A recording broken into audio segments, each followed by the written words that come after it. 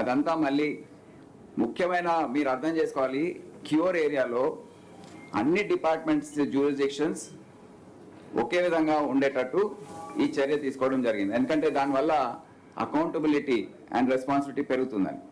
For instance 2-3 wards కలిపి ఒక police station, మా డివిజన్ పోలీస్ డివిజన్ ఏదైతే ఉందో మున్సిపల్ కార్పొరేషన్ సర్కిల్తో వారి జ్యూరిస్డిక్షన్, జోనల్ కమిషనర్ ఏదైతే కార్పొరేషన్లో ఉన్నారో మా డీసీపీ జ్యూరిస్డిక్షన్ అదే ఒకే విధంగా ఉండాలని, commissioner of police and municipal commissioner వారి జ్యూరిస్డిక్షన్.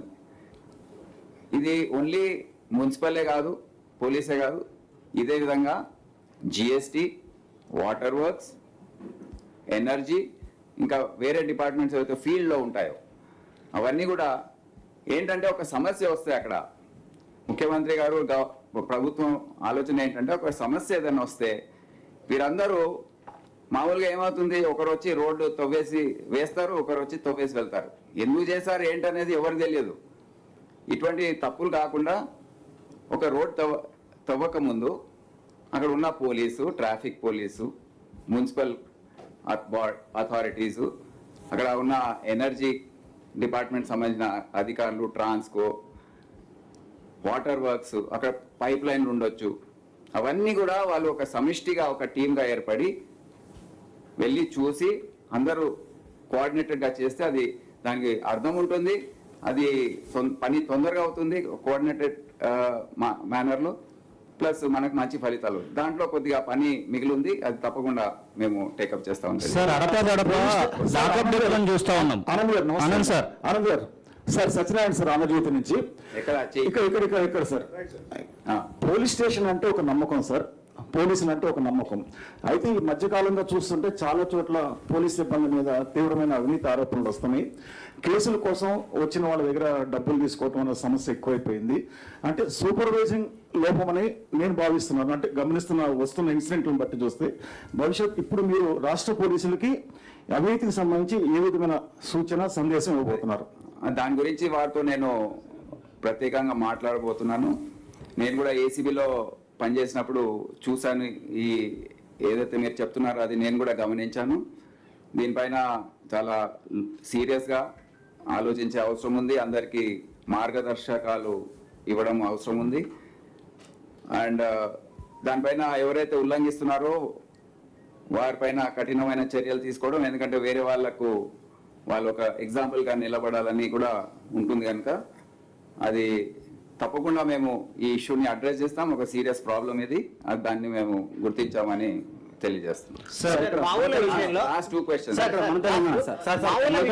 నాయకులు ఇంకా 5 మంది ఉన్నట్లు సమాచారం ఉంది. దీని మీద మావోయిస్ట్ నాయకులు 5 మిగిలి ఉన్నారు. వాళ్ళ పైన మీ విధానం ఎట్లా ఉండబోతుంది? వారు వారి సహచరులు ఏవైతే ఉన్నారో సరెండర్ చేసినట్టు వారికి పిలిపిస్తున్నాము బహిరంగంగా. దయచేసి మీరు వచ్చేసేయండి. మేము పూర్తి స్థాయిలో ప్రభుత్వ పరంగా అన్ని చర్యలు, అన్ని డిపార్ట్మెంట్స్కి మార్గదర్శకాలు జారీ చేయడం జరిగింది. వారిని పూర్తి స్థాయిలో మేము పునరావాసం కల్పించి మళ్ళీ ఈ సమాజంలో వారిని కలుపుకునే విధంగా అన్ని చర్యలు మా డిపార్ట్మెంట్ పరంగా మేము పర్సనల్గా సూపర్వైజ్ చేసి 2 నెలలకోసారి ఒక రివిజన్ ఉంటుంది, 6 నెలలకోసారి ఇంకోసారి సమీక్షిస్తాం. ఈ ఎస్ఐబిలో కూడా ఈ విధానం ఎప్పటి నుంచో ఉంది. In fact surrender and rehabilitation policy మన రాష్ట్రంలో 1993లో ఫస్ట్ టైం అమలు చేయడం జరిగింది. దాని తర్వాత ఇప్పుడు పూర్తి స్థాయిలో ఎవరైతే వచ్చారో వారందరూ కూడా ఏ విధంగా వాళ్ళు వారిని బ్రతుకుతున్నారు, వారి జీవనాధారం ఏంటి, జనజీవన స్రవంతిలో కలిసారా లేదా, ఆ గ్రామాల్లో ఎక్కడైతే ఉంటున్నారో వారిని ఎవరైనా వేధిస్తున్నారా లేకపోతే వీరు వేరే వారిని వేధిస్తున్నారా అనేది అన్ని కూడా మేము పరిశీలిస్తున్నాం. ఎస్ఐబి పరంగా వీరిపైన పూర్తి స్థాయిలో దృష్టి ఉంది. ఎవరైతే ఇంకా బయట ఉన్నారో దయచేసి అందరు కూడా తక్షణమే వచ్చి లొంగిపోవాలని వారికి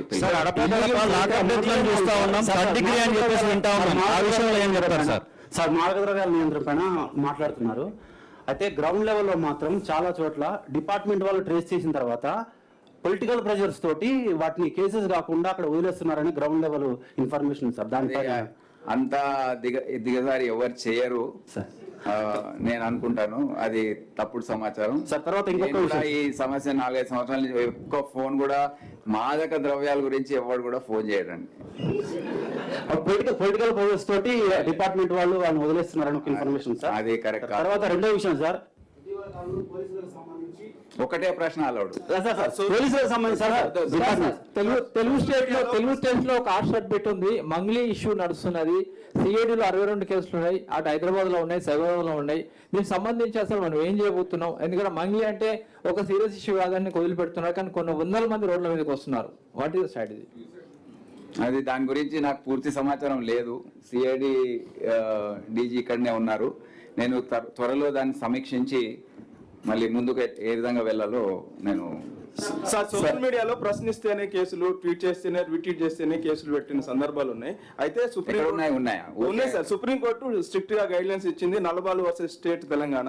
దీనికి సంబంధించి కర్ణాటక కూడా సుప్రీంకోర్టు మార్గదర్శకాలని అమలు చేస్తుంది, కానీ తెలంగాణ అమలు చేయడం లేదు. దీని గురించి అమలు చేస్తాము, దాంట్లో ఏముంది సార్? భవిష్యత్తులో సార్ పోలీస్ డిపార్ట్మెంట్ అవకాశం ఉందా సార్? ఇప్పుడు నేను ఆల్రెడీ చెప్పాను, ఎక్కడైతే శృతి మించుతుందో అప్పుడే మేము పిక్చర్లోకి వస్తామండి. మీరు ఇష్టం వచ్చినట్టు బూతులు మాట్లాడి అప్పుడు కూడా ఏం చర్య తీసుకో. మీ పైన వచ్చినప్పుడు కూడా మీరు కంప్లైంట్ ఇస్తే తప్పకుండా స్పందిస్తాం. నా మీద వచ్చినప్పుడు కూడా నేను చేయాలి కదా. ఇది వ్యక్తిగత స్వేచ్ఛకు భంగం కలిగించే విధంగా ఉంటుంది, ప్రైవసీకి. అది మన రాజ్యాంగంలోనే ఉంది. సో తప్పకుండా మీరు ఎటువంటి అనుమానాలు పెట్టుకోవద్దు. మా రియాక్షన్స్ అన్నీ కూడా మీరు చూస్తారు ఏ విధంగా ఉంటాయో. It will be very reasonable. And మీరు కూడా ఆ వీడియోస్ చూసినప్పుడు మీకు అనిపిస్తుంది అవును దీంట్లో యాక్షన్ తీసుకోవాలని. సార్ రాష్ట్రంలో మహిళలు చిన్నారుల పైన కూడా స్టేట్ వైడ్ గా చూస్తే ఇటీవల కేసులు ఈవ్ టీజింగ్ కావచ్చు, దాడులకు సంబంధించిన కావచ్చు, హరాస్మెంట్ సంబంధించిన కేసులు పెరుగుతున్నాయి. వీటిపైన అవును, నేను మాట్లాడేటప్పుడు చెప్పాను మాకు priority area women safety and child trafficking అని చెప్పాను. సో దాంట్లోనే ఎందుకు అంటే మా ఆఫీసర్స్ కూడా ఆ అభిప్రాయం తెలియజేశారు. కొద్దిగా ఈ మహిళల భద్రత చర్యలు ఏవైతే ఉన్నాయో దాన్ని ఇంకా సమీక్షించి ఇంకేమైనా చర్యలు కొద్దిగా తీసుకునే అవసరం ఉంది అని కూడా తెలియజేయడం జరిగింది. అదే కాకుండా ఈ ఆర్గనైజ్ క్రైమ్గా మారిన చైల్డ్ ట్రాఫికింగ్, ఉమెన్ ట్రాఫికింగ్ దానిపైన కూడా దీనికి రెండిటికి సంబంధం ఉంది.